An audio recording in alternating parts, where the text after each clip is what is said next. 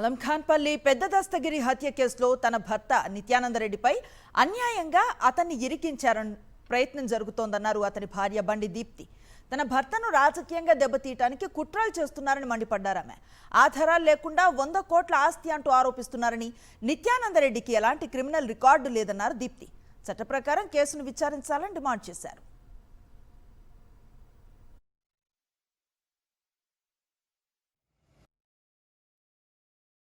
గత వారం రోజుల నుంచి జరుగుతున్న పెద్ద దస్తగిరి గారి హత్యా కోణం గురించి చర్చకని పిలిపించాము. కానీ మెయిన్ విషయము స్టార్ట్ అయిన కాన్సెప్ట్ వేరు. అంటే ఇనిషియల్గా దాని హత్యకు గల కారణాలు వాటినన్నింటినీ ప్రజెంట్ చేసిన విధానం వేరు. కానీ రాను రాను అది ఒక పొలిటికల్ రంగును పులుముకుంటూ ఈరోజు బండి నిత్యానందరెడ్డి అనబడు నా భర్తను సింగిల్ టార్గెట్ కింద దాన్ని సింగిల్ ఓరియంటెడ్గానే దాన్ని కవర్ చేస్తున్నారు.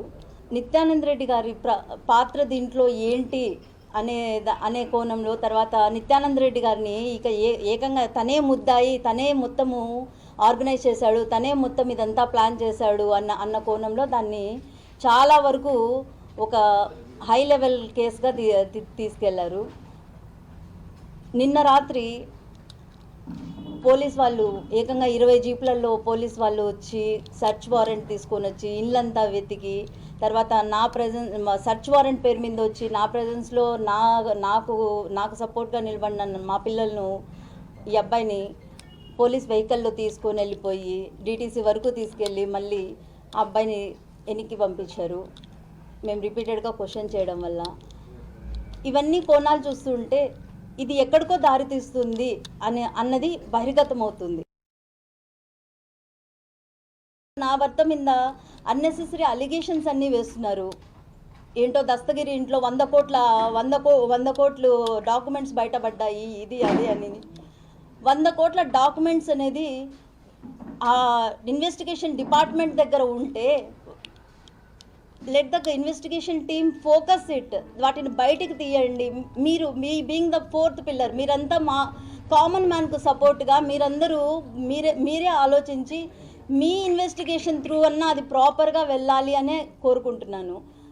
ఆ 100 కోట్ల డాక్యుమెంట్ ఏంటో బయటికి తీసి దాంట్లో 1% even a single document which is related to at least 1 lakh rupee transaction ఏదన్నా లేదు, ఒక్క సైట్ అయినా సరే దస్తగిరితో నిత్యానందరెడ్డి ఎంటర్ అయ్యి కనీసము ఒక అగ్రిమెంట్ అయినా చేసుకున్నాడని ఒక సింగిల్ ప్రూఫ్ అయినా మీ ద్వారా మా వరకు చేరితే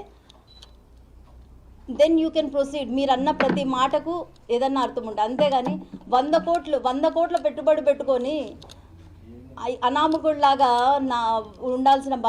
ఉండాల్సిన అవసరం నా భర్తకు లేదు.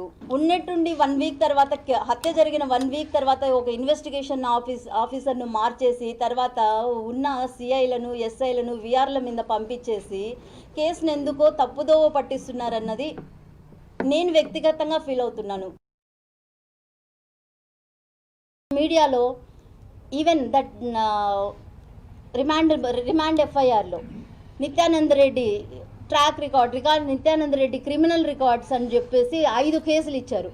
మీకు ప్రూఫ్లతో సహా 5 కేసులకు సంబంధించిన సబ్జెక్ట్ మ్యాటర్ మీకు కూడా కేసులు సెక్షన్స్, తర్వాత అవి జరుగుతున్న ప్రొసీడింగ్స్ నెంబర్ వేస్తే డిస్ట్రిక్ట్ కోర్ట్ వెబ్సైట్లోకి వెళ్ళారంటే మీరు కూడా డౌన్లోడ్ చేసుకోవచ్చు.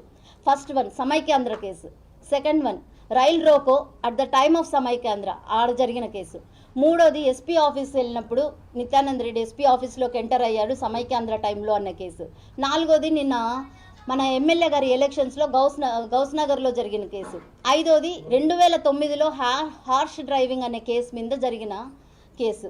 ఆల్ ఆర్ టోటలీ పెట్టిన 5 సివిల్ కేసెస్. ఆ 5లో 4 కేసులు కొట్టేశారు. All are closed. ఇన్ని క్రిమినల్ కేసులు ఉన్నాయంటూ పత్రికలన్నీ అంతగా నిన్నటి నుంచి మారు మోగిస్తున్నారు. అవన్నీ కేసులు ఒక్కసారి నిజంగా గుండెల మీద చేయి పెట్టుకొని చెప్పండి. You should be the guidance to the people. Common man ఏమనుకుంటాడు, ఈ